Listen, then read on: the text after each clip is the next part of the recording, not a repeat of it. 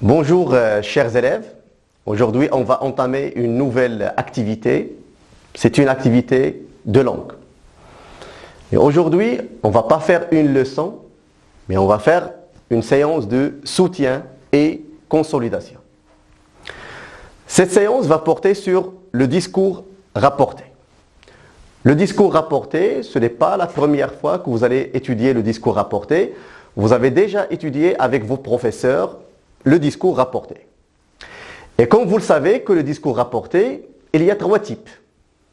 Il y a le discours direct, le discours indirect et le discours indirect libre.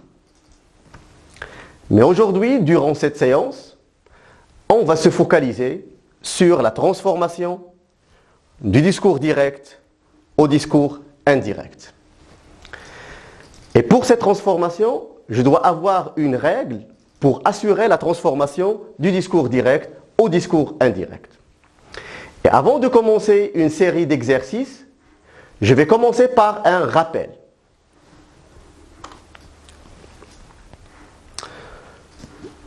Lorsque vous avez étudié le discours direct avec vos professeurs pour faire la transformation du discours direct au discours indirect, bien évidemment, vous avez fait la règle comment faire cette transformation.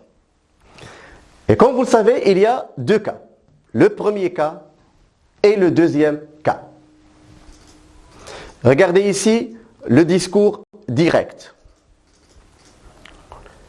Voici une phrase. On va commencer par la première phrase. Étudiez la première phrase. Il dit « Je viens pour l'embauche ». Bien évidemment, pour faire la transformation du discours direct au discours indirect, je dois commencer tout d'abord, avant de faire les transformations, je dois commencer tout d'abord par le repérage, c'est-à-dire observation. Qu'est-ce que je vais repérer? Deux choses.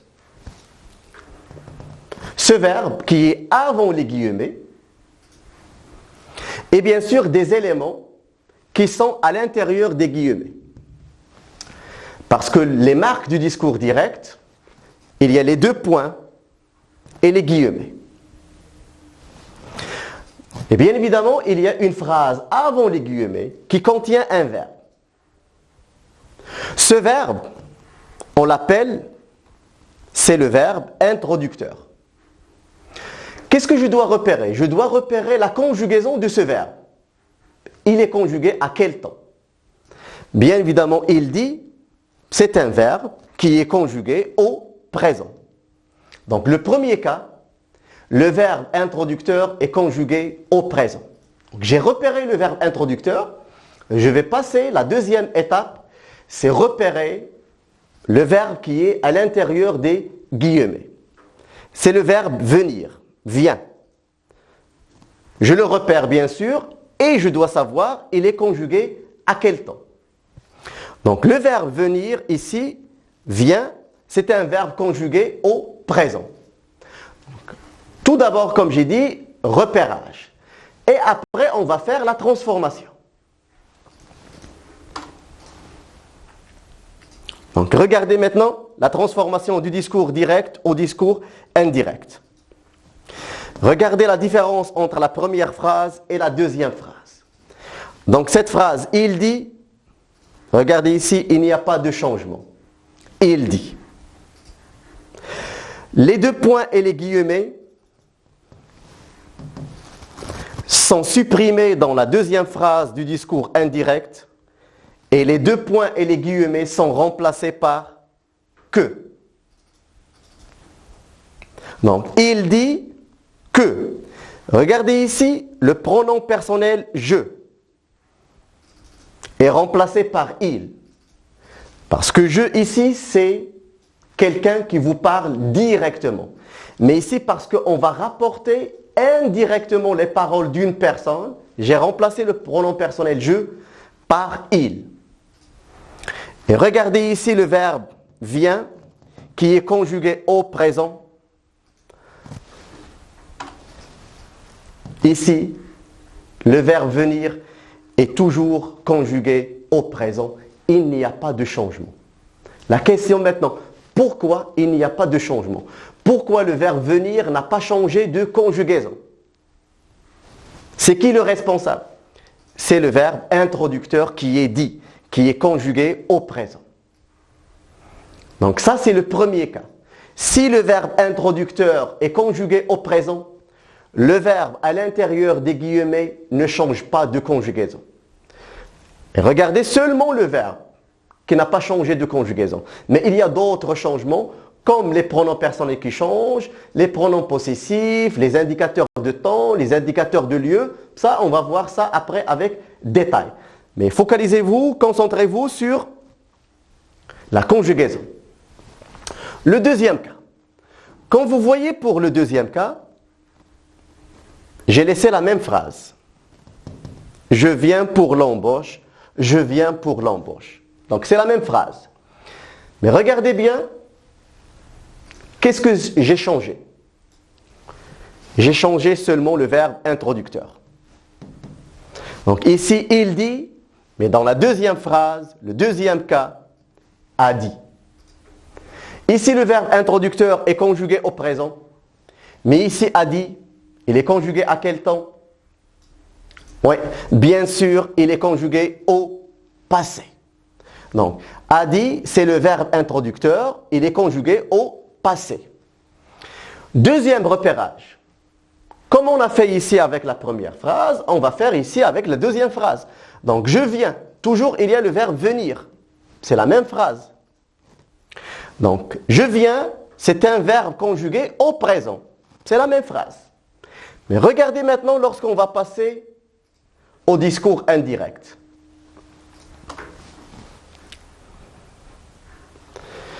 Le discours indirect. Il a dit, il n'y a pas de changement. Les deux points et les guillemets sont remplacés par que. Mais regardez ici le verbe venir qui est conjugué au présent. Maintenant, il est conjugué à l'imparfait. Donc, il a dit qu'il venait pour l'embauche. Donc, le présent devient imparfait. Pourquoi il y a ce changement? Parce que le verbe introducteur est au passé. Donc, maintenant, il y a deux règles à retenir.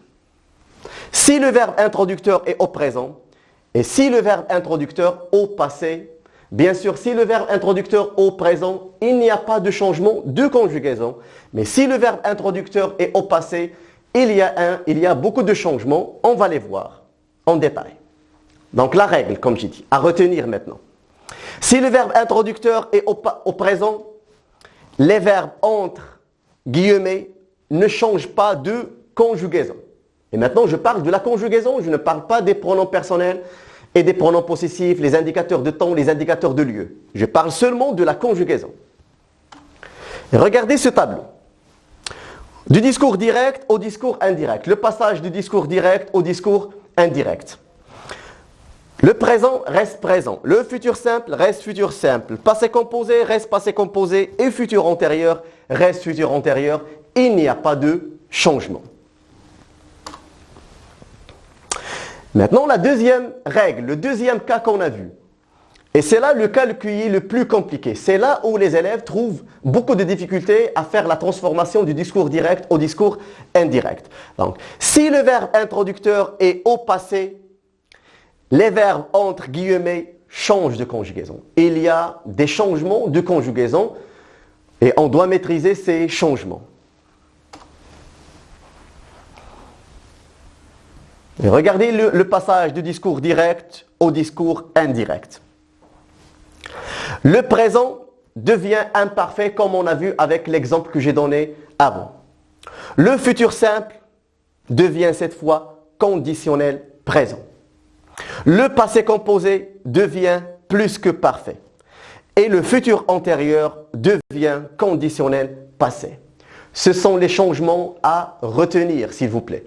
Donc, si vous ne maîtrisez pas la conjugaison, vous ne réussirez jamais la transformation du discours direct au discours indirect.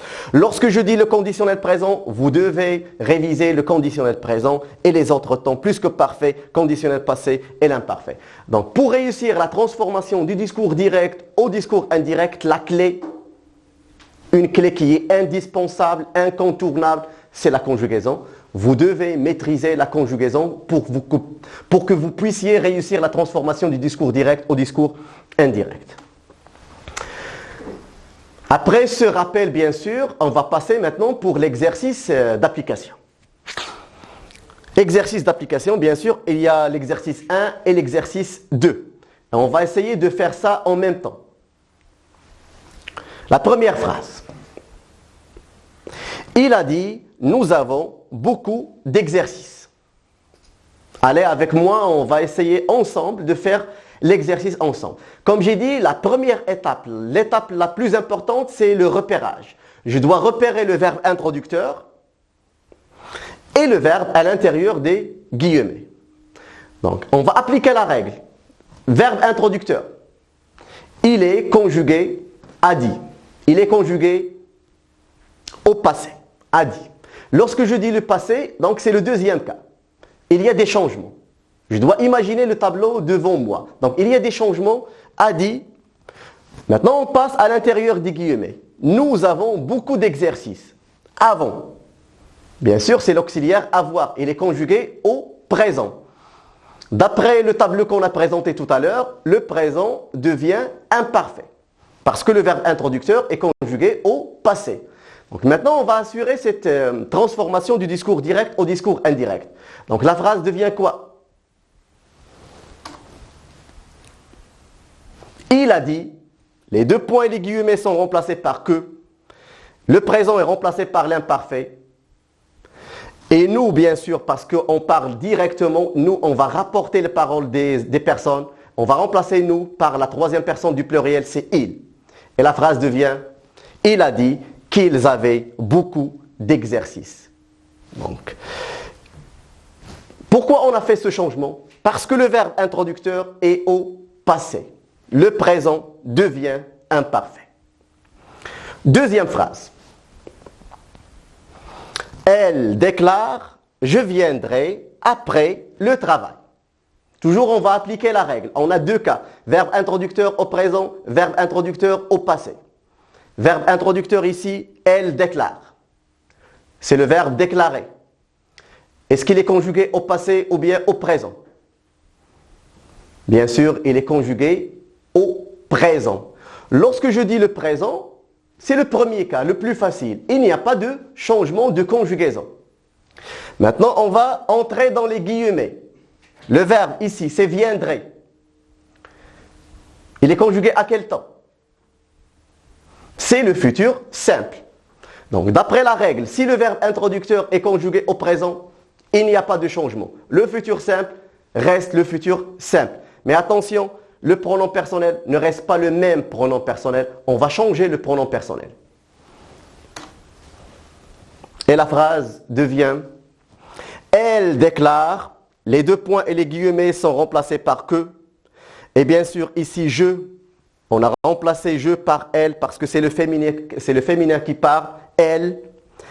Qu'elle viendra, bien sûr, on a changé ici la terminaison parce que c'est la troisième personne du pluriel, troisième personne du singulier, mais la conjugaison n'a pas changé. Le futur simple reste le futur simple. Donc, elle viendra après le travail. Donc, ça, c'est le cas où il n'y a pas de changement de conjugaison. Troisième phrase. Il a dit, je les ai achetés avec ma mère. Repérage. On repère le verbe introducteur. Donc le verbe introducteur ici, c'est a dit. Il est conjugué passé ou bien au présent. Bien sûr, c'est le passé. A dit. C'est-à-dire qu'il y aurait des changements. Donc maintenant, on entre dans les guillemets pour trouver le verbe. Ici, le verbe est acheté. Je les ai achetés. Donc, est acheté, c'est un verbe conjugué à quel temps? Je dois tout d'abord repérer la conjugaison. Et acheter, il est conjugué au passé composé. Le verbe introducteur au passé, le verbe à l'intérieur des guillemets au passé composé, c'est-à-dire il y a des changements. Donc le passé composé devient quoi? Le passé composé devient plus que parfait. C'est quoi le plus que parfait? Le plus que parfait l'auxiliaire être ou avoir conjugué à l'imparfait plus le participe passé. Ça, c'est la règle pour construire le plus que parfait. Donc, l'auxiliaire être ou avoir conjugué à l'imparfait plus le participe passé. Et le participe passé ne change pas, comme vous le savez. Donc, ici, et acheter c'est le passé composé. Il est composé de l'auxiliaire avoir plus le participe passé. Donc, l'auxiliaire avoir ici, il est conjugué au présent. Le présent devient imparfait plus le participe passé. Donc, la phrase devient quoi? Il a dit, les deux points et les guillemets sont remplacés par que. Le jeu est remplacé par il. Et regardez ici, le passé composé est remplacé par le plus que parfait. Le plus que parfait, comme j'ai dit, c'est l'auxiliaire avoir à l'imparfait plus le participe passé. Mais regardez, il y a un autre changement. Ça. Parce que ici, c'est le discours direct. Il parle directement, mais ici, on parle indirectement. Donc ça va avec la troisième personne du singulier il. Donc la dernière phrase ici, dans le premier exercice, le professeur nous a dit, nous aurons bientôt terminé la leçon. Donc repérage, le verbe introducteur a dit, le verbe auront terminé, regardez cette conjugaison, il est conjugué à quel temps? Auront terminé. C'est le futur antérieur. C'est quoi le futur antérieur? Le futur antérieur, c'est l'auxiliaire être ou avoir conjugué au futur simple plus le participe passé. Donc, l'auxiliaire avoir conjugué au futur simple plus le participe passé. Donc, le futur antérieur devient quoi? Devient conditionnel passé. Donc, c'est quoi le conditionnel passé? Le conditionnel passé, c'est la règle pour construire le conditionnel passé. Le conditionnel passé, c'est l'auxiliaire être ou avoir conjugué au conditionnel présent plus le participe passé. Et la phrase devient, le professeur nous a dit que nous aurions bientôt terminé la leçon. Comme vous voyez, terminer, le participe passé ne change pas. Mais ici, nous aurons, c'est le futur simple, devient conditionnel présent. Nous aurions terminé. Et conditionnel présent plus participe passé, ça nous donne le conditionnel passé. Ça, c'est le premier exercice. Et comme j'ai dit, il n'y a pas seulement des changements concernant la conjugaison, mais il y a d'autres changements qui concernent les pronoms personnels, les pronoms possessifs, mais aussi les indicateurs de temps et les indicateurs de lieu. C'est pourquoi j'ai regroupé tous ces changements dans un tableau. Le discours direct au discours indirect. Le passage du discours direct au discours indirect. Donc regardez, il y a des expressions du temps et il y a des expressions du lieu. Et on va voir les changements. Donc aujourd'hui, au discours direct devient ce jour-là. Maintenant, à ce moment-là. Hier, la veille. Demain, le lendemain. Après-demain, le surlendemain. Ce matin, ce matin-là. La semaine prochaine, la semaine suivante. Ou bien le mois prochain, le mois suivant. Le mois dernier, le mois précédent. La semaine dernière, la semaine précédente. L'année dernière, l'année précédente. Donc comme ça, ce sont les changements par rapport au temps. Maintenant, regardez le lieu. Ici devient là. À cet endroit devient à cet endroit-là. Ce sont, s'il vous plaît, les changements des indicateurs de temps et les indicateurs de lieu. Il faut mémoriser ces informations, il faut mémoriser ces expressions, ces changements pour réussir la transformation du discours direct au discours indirect. Et maintenant, on va passer pour appliquer ces changements avec la règle qu'on a présentée au début pour faire un deuxième exercice et ça sera le dernier exercice. Elle m'a dit, Soumia a réussi hier son entretien d'embauche.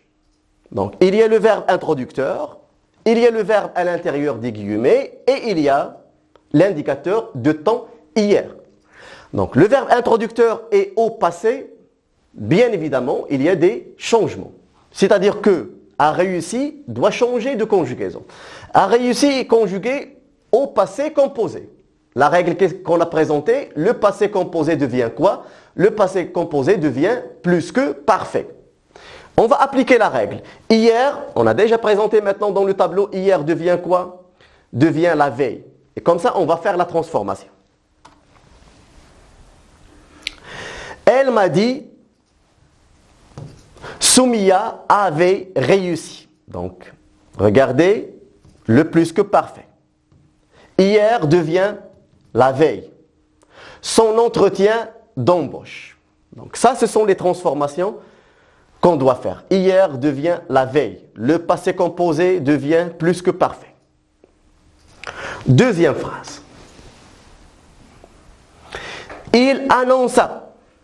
Les cours arrivent aujourd'hui. Donc, il annonça, c'est un verbe au passé. Bien évidemment, il y a des changements. Les cours arrivent aujourd'hui. Le verbe arrive. Le verbe arriver, il est conjugué au présent. Et aujourd'hui, on a déjà présenté dans le tableau, aujourd'hui devient quoi? Et on va faire maintenant la transformation. Il annonça, les guillemets sont remplacés par que, les cours, oui, le présent devient imparfait et aujourd'hui devient ce jour-là. Troisième phrase. Il proposa. Je pourrais essayer d'autres moyens à partir de demain. Donc, il y a je pourrais, c'est un verbe, c'est le verbe pouvoir conjugué au futur simple. Et il y a l'indicateur de temps de demain. Donc, le futur simple devient quoi d'après la règle? Ouais, le futur simple devient conditionnel présent. C'est quoi le conditionnel présent? Le conditionnel présent, c'est le radical du futur plus la terminaison de l'imparfait. Et demain devient quoi? Devient le lendemain. Maintenant, on va faire les transformations. Il proposa, je est remplacé par il, le futur simple est remplacé par le conditionnel présent, comme j'ai dit, le radical du futur plus la terminaison de l'imparfait. Il pourrait essayer d'autres moyens à partir du lendemain. Donc le demain est remplacé par le lendemain. L'autre phrase. Il nous a confié un terrible accident s'est produit ici le mois dernier. Donc, il y a le verbe, il y a l'indicateur de lieu et il y a indicateur de temps. Le verbe introducteur est conjugué au passé. Bien sûr, il y a des transformations. Un terrible accident s'est produit ici le mois dernier. La phrase devient « Il nous a confié qu'un terrible accident s'était produit. » Le passé composé devient plus que parfait. Ici, d'après le tableau, devient là. Et le mois dernier devient le mois précédent. Ça, ce sont les transformations qu'on doit réaliser dans cette phrase. Et maintenant, c'est la dernière phrase. Essayons ensemble de faire la dernière phrase. Il déclara, je prends ma retraite le mois prochain. Il y a le verbe, il y a le pronom possessif, il y a le mois prochain. Je prends ma retraite le mois prochain. Donc le verbe est conjugué au présent. Le présent devient imparfait. Ma devient, on va voir c'est quoi le changement, et après le mois prochain. Le mois prochain devient le mois suivant. Et regardez la transformation maintenant. Il déclare qu'il prenait, le présent devient imparfait. Ma devient ça, c'est le pronom possessif parce que ma c'est avec je, mais ça c'est avec il. Retraite, le mois prochain devient le mois suivant. Ce sont les transformations à retenir pour pour réaliser la transformation et pour assurer la transformation du discours direct au discours indirect. Surtout, mémoriser le tableau où il y a la conjugaison, mémoriser le tableau où il y a les transformations des indicateurs de temps et les indicateurs de lieu. J'espère que j'étais utile pour vous et merci pour votre attention. Ce sont les transformations à retenir pour réaliser la transformation et pour assurer la transformation du discours direct au discours indirect. Surtout, mémorisez le tableau où il y a la conjugaison. Mémorisez le tableau où il y a les transformations des indicateurs de temps et les indicateurs de lieu. J'espère que j'étais utile pour vous et merci pour votre attention.